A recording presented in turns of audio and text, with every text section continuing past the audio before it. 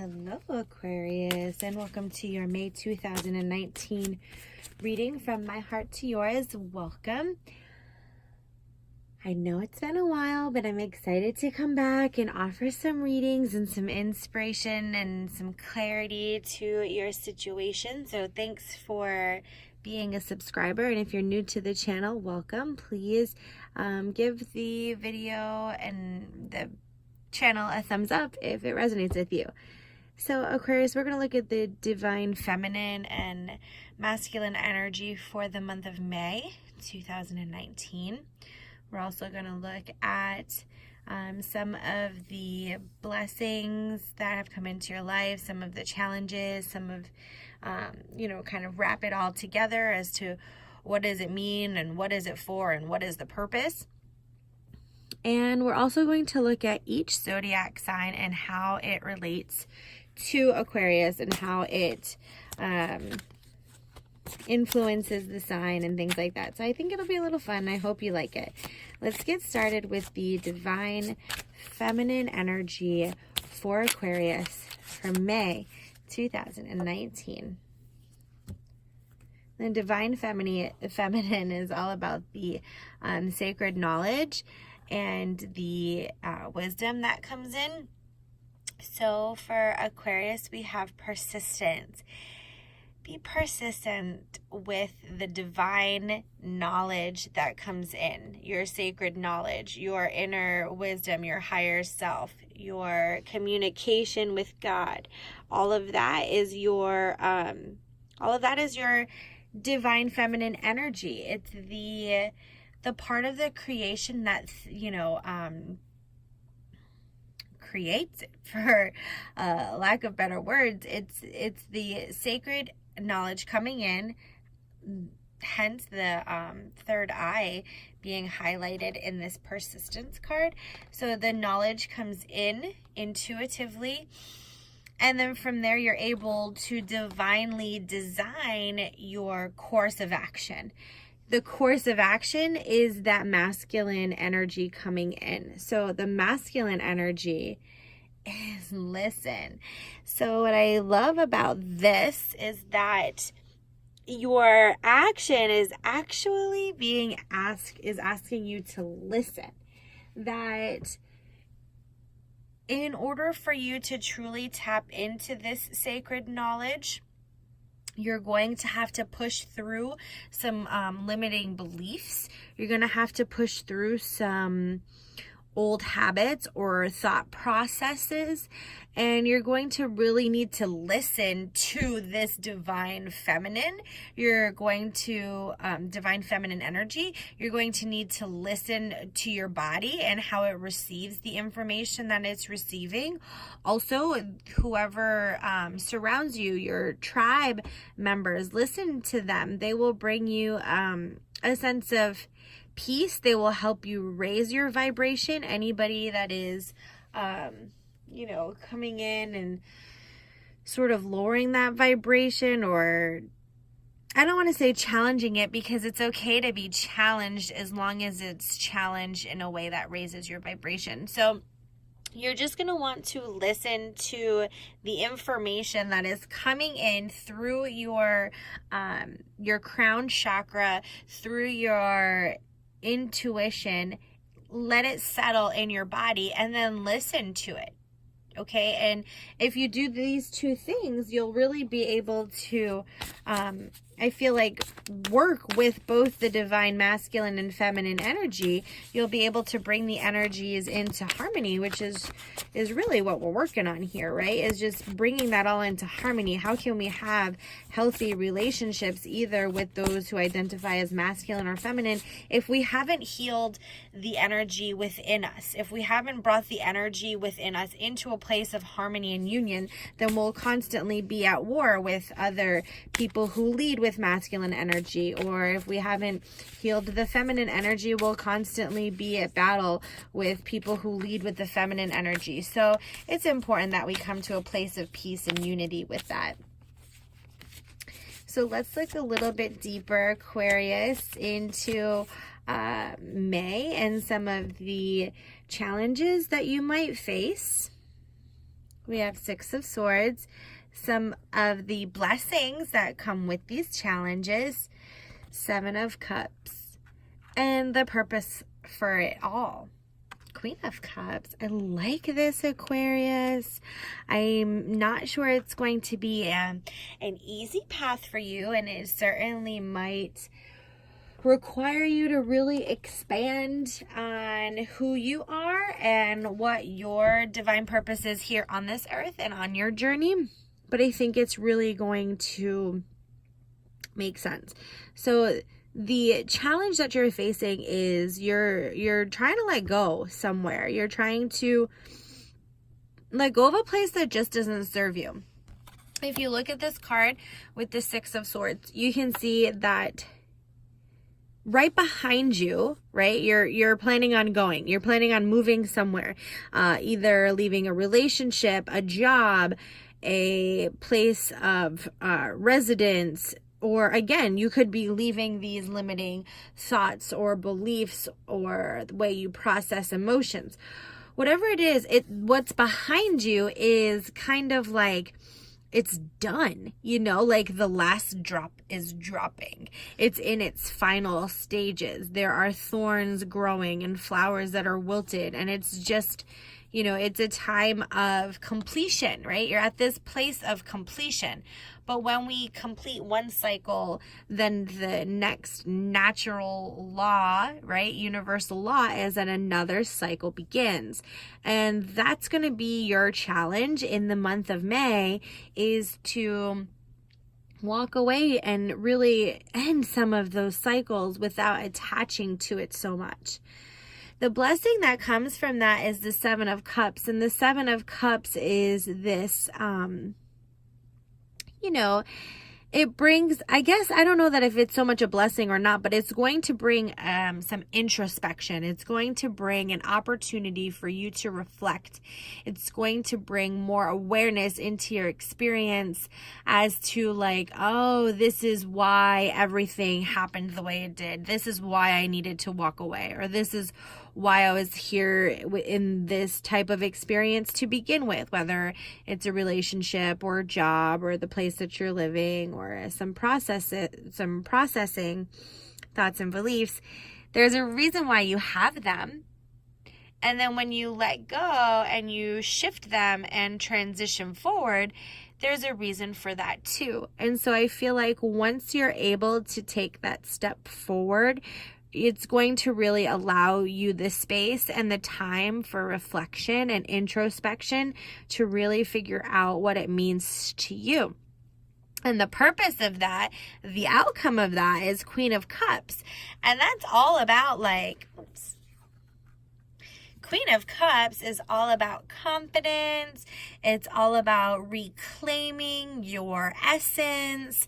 It's about really tapping into your authentic vibration and your path, and just where it is that you're going with your life. It's really just increasing that so that you can feel more confident in your sacred knowledge that comes in. So keep persisting through all of the information that's trickling down into your experience. Really sort through that so you can have the courage it takes to take those steps. And I feel like as soon as you start taking those steps, it's really going to make sense that this is the right decision for you and for your experience. And you're going to feel so freaking glad that you listened to yourself. Hey, that works, right? So let's take a look at each of the zodiac signs in the Aquarius experience. This could be a person, this could be past people, and I'm going to give you a real quick synopsis of the energy that they bring in. So first we have Aquarius and Aries.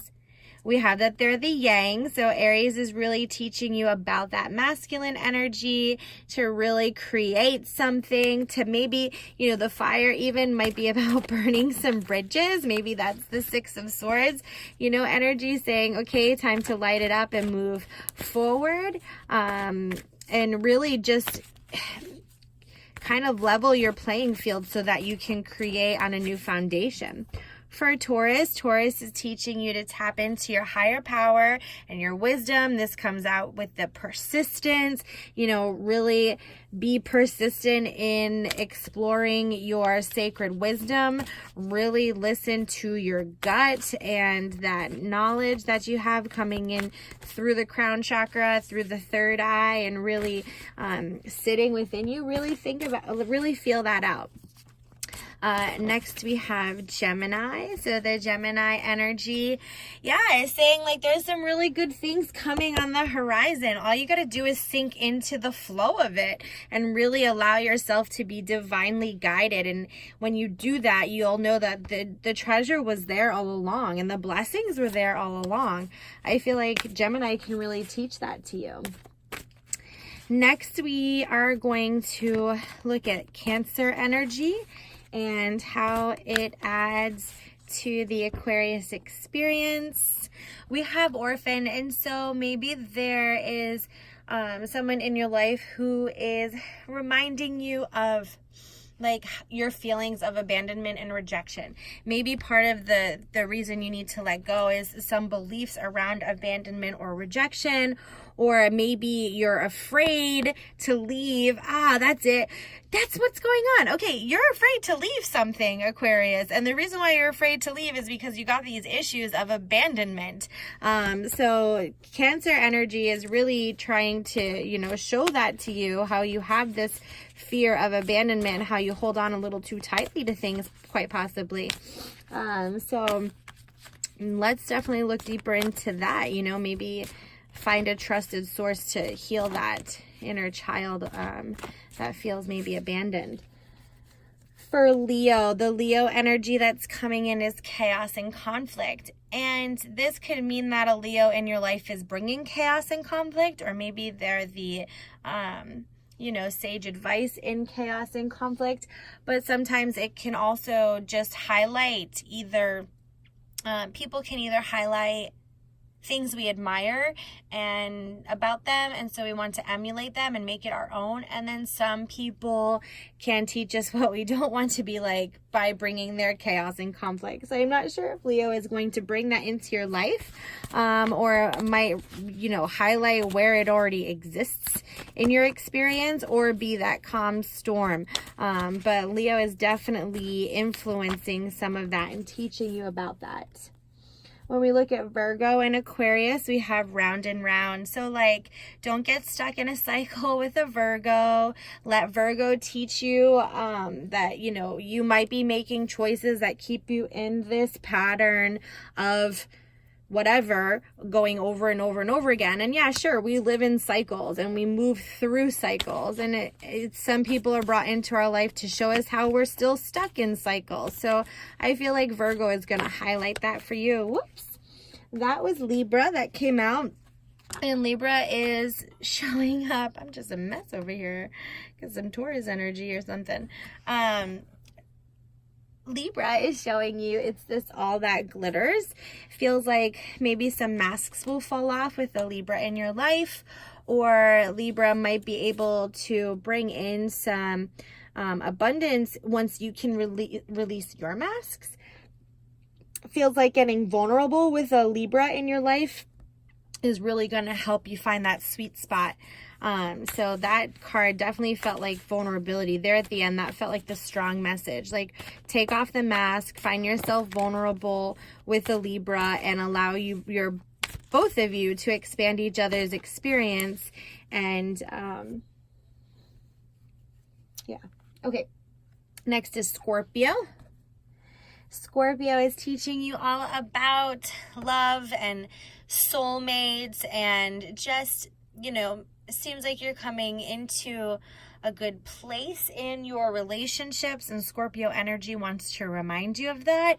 The blue is really loud for me, so maybe Scorpio is teaching you how to communicate with people that you love, loved ones. Maybe the Scorpio is your soulmate in your life, but it's really teaching you how communication can be the key to relationships. See the little keyhole there? That's really pointing, it's loud.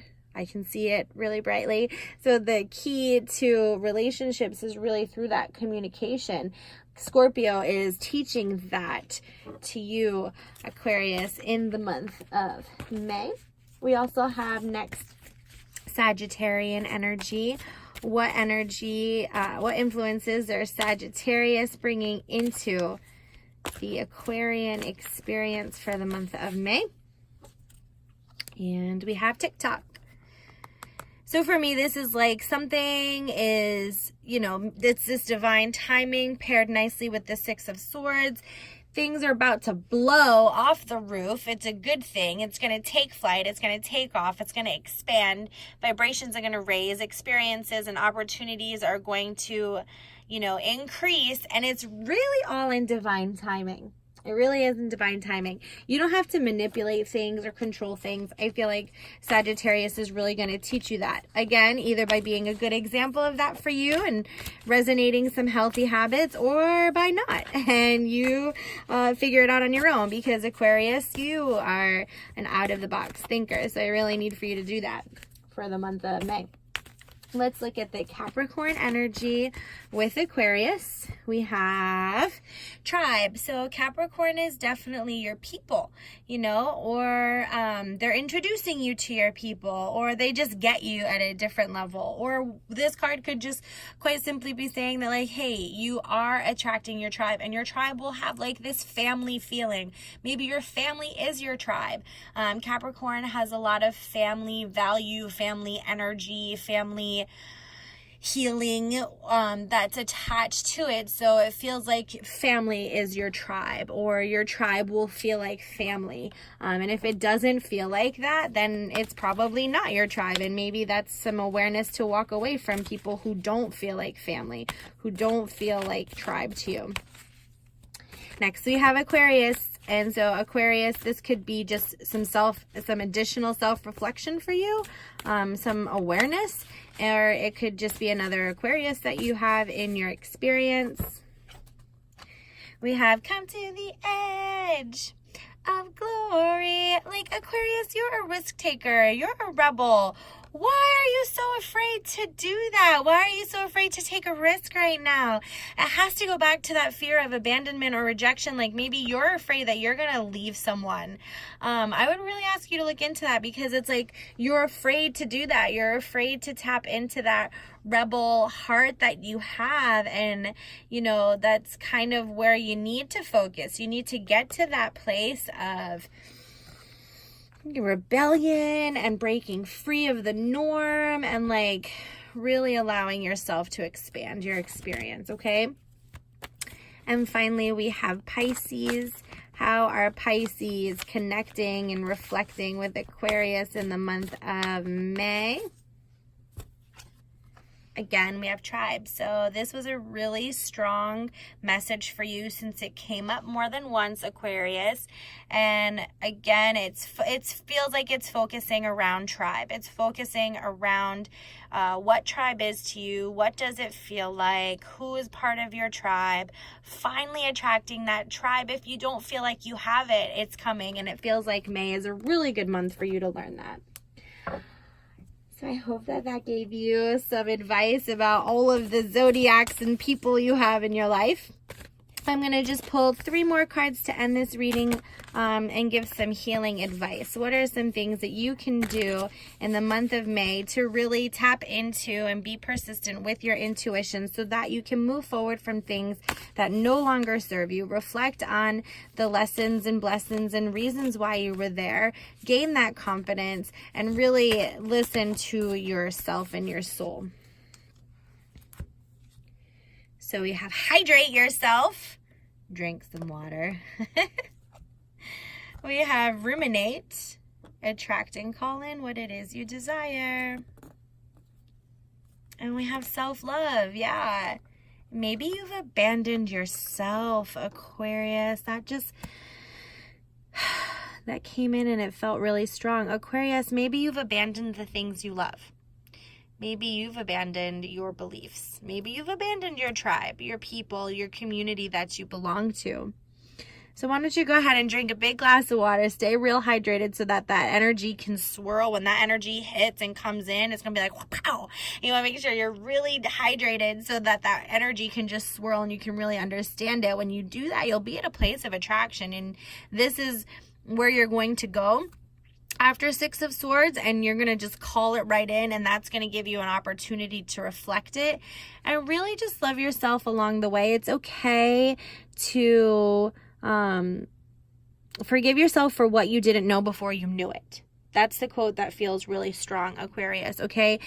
I feel like I want you to just, part of self-love is keeping yourself hydrated, lots of rest. Look at the food that you feed yourself and the thoughts that you feed yourself. You can do this. May is going to be a transformational month for you, and I believe in you. All the blessings, Aquarius. Take care.